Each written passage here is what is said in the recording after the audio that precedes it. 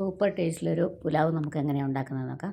അതിനായിട്ട് 2 പച്ചമുളക്, വെളുത്തുള്ളി, ഇഞ്ചി, മല്ലിയില, പുതിന ഇല എല്ലാം ചേർത്ത് നന്നായിട്ടൊന്ന് അരച്ചെടുക്കാം.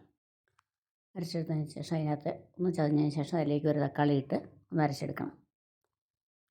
പിന്നെ പച്ചക്കറികളെല്ലാം പട്ടാണി, പൊട്ടറ്റോ, സവാള, നമ്മുടെ കയ്യിലുള്ള എല്ലാ പച്ചക്കറികളും എടുത്ത് ചെറുതായി അരിഞ്ഞ് വെച്ചിട്ടുണ്ട്. പാനിൽ ഒരു ടേബിൾ സ്പൂൺ എണ്ണ ഒഴിച്ച് കൊടുത്തിട്ടുണ്ട്.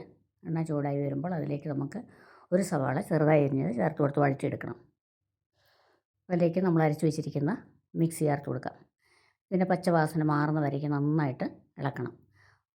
അതിനുശേഷം അതിലേക്ക് പട്ടാണി, നമ്മളെടുത്ത് വെച്ചിരിക്കുന്ന എല്ലാ വെജിറ്റബിൾസും അതിലേക്ക് ചേർത്ത് ഒന്ന് നന്നായിട്ട് വഴറ്റിയെടുക്കണം.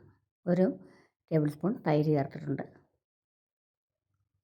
അതിൻ്റെ കൂടെ നമ്മൾ 15 മിനിറ്റ് കുതിർത്ത് വെച്ചിരുന്ന അരി ചേർത്ത് നന്നായി ഒന്ന് ഇളക്കിയെടുക്കണം.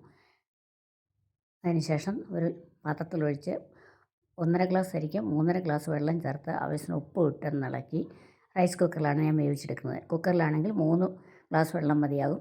റൈസ് കുക്കറിൽ 3.5 ഗ്ലാസ് ഇരട്ടി പിന്നെ 1/2 ഗ്ലാസ് എക്സ്ട്രയും ചേർക്കണം.